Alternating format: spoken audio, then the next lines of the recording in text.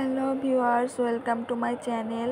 আজকে আমি হাজির হয়েছি একটা বেবি ফতুয়া কিভাবে কাটিং করতে হয় তার একটা ভিডিও নিয়ে।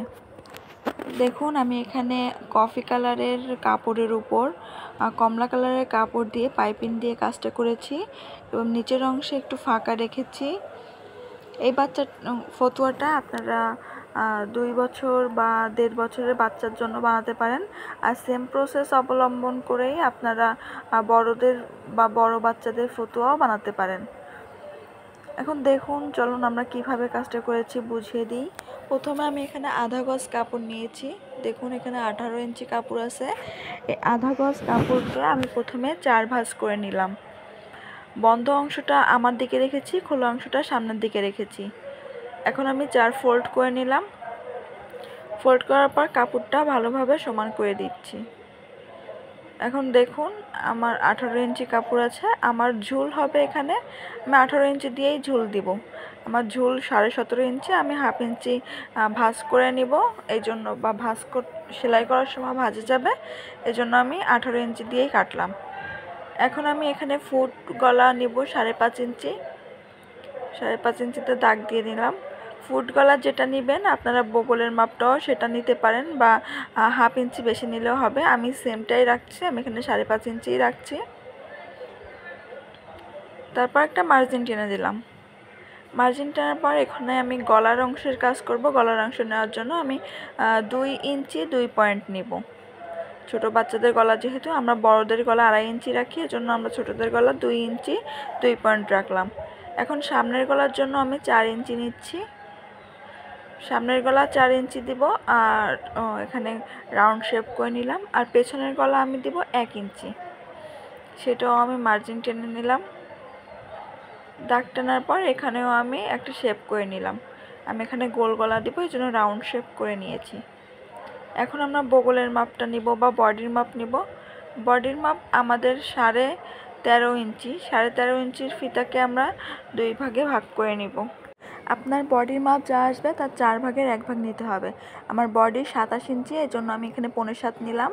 আর কোমর আমার হচ্ছে 26 ইঞ্চি, এই জন্য আমি এখানে 6.5 ইঞ্চি নিলাম। যা বডির মাপ হবে বা কোমরের মাপ হবে তার 4 ভাগের 1 ভাগ নেবেন। এখন আমি এখানে সেলাই করার জন্য হাফ ইঞ্চি বেশি বা 1 ইঞ্চি বেশি দাগ কেটে নিচ্ছি। এখন আমি আমার হাত দিয়ে একটা রাউন্ড শেপ করে নিচ্ছি। আপনারা চাইলে এখানে স্কেল ব্যবহার করতেই পারেন, কিন্তু এখানে অল্প কাপড় দেখে আমি হাত দিয়েই করে নিচ্ছি। বগলের অংশ আমি রাউন্ড শেপ করে নিলাম। এখন আমি নিচ থেকে হাফ ইঞ্চি একটু উপর করে দাগ কেটে এখানে শেপ করে নিব, তাহলে ফতুয়াটা ঝুলে যাওয়ার সম্ভাবনা থাকবে না। এখন আমি মার্জিন অনুযায়ী দাগগুলো কেটে নিব বা ফতুয়াটা কেটে নিব। ফতুয়া কাটা খুব সহজ, সেলাই করাও খুব সহজ। আশা করি আপনাদের ভিডিওটা ভালো লাগবে। এখন আমি গলার অংশের কাজটা কেটে নিচ্ছি। প্রথমে আমি পিছন সাইডের গলা কেটে নিলাম। এখন আমি সম্পূর্ণ বডির অংশ কাটবো, বগলের অংশ কাটবো, তারপর সামনের গলাটা কেটে নেব। আমি এখানে কাজটি করার জন্য সুতি ভয়েল কাপড় ব্যবহার করেছি। আপনারা চাইলে এখানে ফ্লেক্সিবল কাপড়ও ব্যবহার করতে পারেন। গরমের জন্য আরামদায়ক কাপড়, যেহেতু আমাদের বাচ্চারা পরতে পছন্দ করে, এজন্য আমরা একটু পাতলা কাপড়ই ব্যবহার করব। আধা গজ কাপড়ে কিভাবে একটা ফতুয়া কাটিং করা যায় সেটা আমি আপনাদের দেখিয়ে দিলাম। আমার কাজগুলো যদি আপনাদের ভালো লেগে থাকে তাহলে অবশ্যই আমাকে সাপোর্ট করবেন, লাইক করবেন, কমেন্টস করবেন, শেয়ার করবেন এবং চ্যানেলটি সাবস্ক্রাইব করবেন।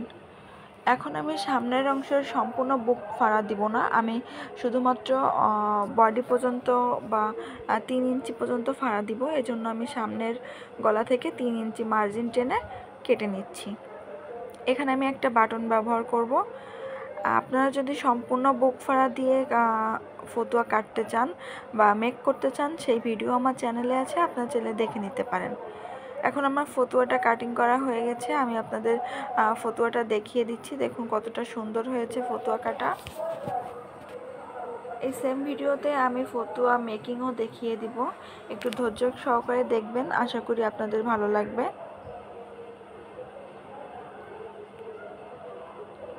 দেখুন কত সহজে আপনাদের বুঝিয়ে দিয়েছি। এখন আমি এখানে পাইপিং দিব, পাইপিংয়ের কাজ করব। এজন্য আমি এখানে কমলা কালারের পাইপিং ব্যবহার করব বা কাপড় ব্যবহার করব। আমার কাছে একটা টুকরো কাপড় ছিল, আমি সেটা নিয়েছি। আমরা পাইপিং সবসময় আড়াআড়ি বা চওড়া কাপড় দিয়ে নিব, কখনো লম্বা কাপড় দিয়ে নিব না। লম্বা কাপড় দিয়ে দিলে পাইপিংটা কাপড়টা লম্বা হবে না, পাইপিং সুন্দর হবে না। আর চওড়া কাপড় দিয়ে নিলে পাইপিংটা খুব সুন্দর হবে, কারণ চওড়া কাপড় টানলে বড় হয়। এখন আমি 1.5 ইঞ্চি পরিমাণ মাপ করে কাপড়টা কেটে নিচ্ছি। আমি এটা হচ্ছে গলার অংশ আর হাতার অংশে করব, এর জন্য আমি একটু বেশি করে কেটে নিব। 1.5 ইঞ্চি মাপ নিয়ে কাটবেন। আপনারা চাইলে একটু বেশি নিতে পারেন, তবে 1.5 ইঞ্চি পারফেক্ট মাপ। দেখুন আমার পাইপিং কাটা হয়ে গেল। এখন কিভাবে সেলাই করতে হয় চলুন আমরা দেখে আসি।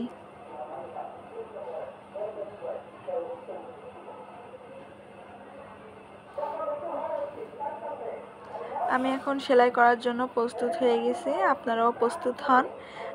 দেখুন কিভাবে আমি সেলাইটা করি। প্রথমে আমি বুকের অংশে বা গলার অংশে যে ফাড়াটা নিয়েছিলাম সেইখানে কাজ করবো। এই জন্য আমি 1.5 ইঞ্চি পাইপিংকে আমি অর্ধেক ভাঁজ করে নিলাম বা 2 ভাঁজ করে নিলাম। ডাবল ফোল্ড করে আমি এখানে গলার সাথে অ্যাটাচ করে দিব।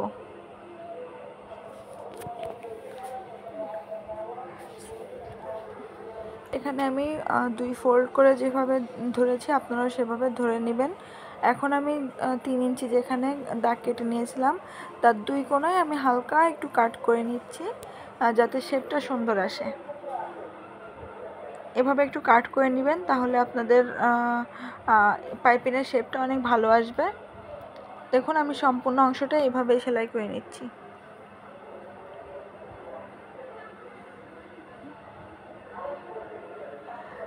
আমি এখানে কফি কালারের উপর, বা এটা খয়েরি বোঝা যাচ্ছে কিন্তু এটা কফি কালার, এই কফি কালারের উপর কমলা কালার দিয়ে পাইপিং করছি। আপনারা চাইলে 2 কালারের কাপড় দিয়েও পাইপিং করতে পারেন, বা সেম যে কালার দিয়ে ফতুয়া করছেন সে কালারের পাইপিংও ব্যবহার করতে পারেন। এখন আমি দেখুন কিভাবে এটা ফোল্ড করে নিলাম। আমি কোণার দিকে, আপনারা চাইলে এটা 4 কোণাও রাখতে পারেন, আমি এখানে 1 কোণা করেই নিব, এই জন্য আমি একটু ভাঁজ করে নিলাম। এখন আমি উপরে চাপ সেলাই বসিয়ে দিচ্ছি। চাপ সেলাই বসানোর পর এটা যাতে খুলে না যায় এজন্য এখানে আমি 2-3টা সেলাই একসাথে দিয়ে নিচ্ছি, বা টপ সিন যেটাকে বলে সেটা করে নিচ্ছি। এখন আমি এই সাইডটা পুরোটাই আটকিয়ে দিব, এই জন্য এর উপরও চাপ সেলাই দিয়ে নিচ্ছি। চাপ সেলাই করার পর আমি প্রথম অংশটায় চাপ সেলাই করেছিলাম, এখন আমি নিচের অংশটাও এটা চাপ সেলাই দিয়ে সম্পূর্ণ গলাটা কমপ্লিট করব। দেখুন আমার গলার সামনের অংশটা কমপ্লিট। এখন আমি গলায় পাইপিং দিব। এখানে আমি একটা বোতাম ব্যবহার করব, বাটন ব্যবহার করলেই অনেকটা সুন্দর দেখা যাবে। সেম প্রসেসে আমি এখানে আবার কাপড়টা 2 ফোল্ড করে নিয়েছি, এখন গলার কাপড়ের সাথে জয়েন্ট করে নিচ্ছি। আমি নিচের কাজটা যেভাবে করেছিলাম এই গলার অংশের কাজটাও সেম প্রসেসে করছি।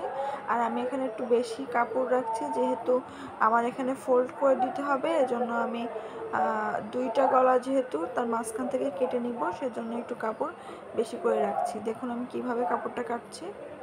এই যে এই কাপড়টা আমি ভাঁজ করে দিব, এজন্য আমি একটু বেশি কাপড় রেখেছি। এখন আমি পাইপিংটা একটু চিকন করব।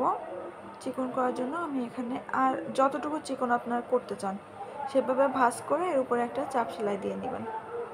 আপনারা যদি একবারে চিকন করতে চান সেক্ষেত্রে আপনারা আরও বেশি ভিতরে ভেঙে দিয়ে উপরে চিকন করে রাখবেন। দেখুন আমার কাজটা কমপ্লিট হয়ে গেল। এখন আমি সেম প্রসেসে হাতার কাজটাও করে নিচ্ছি। হাতায়ও আমি পাইপিং ব্যবহার করছি, আপনারা চাইলে এখানে হাতা ব্যবহার করতে পারেন।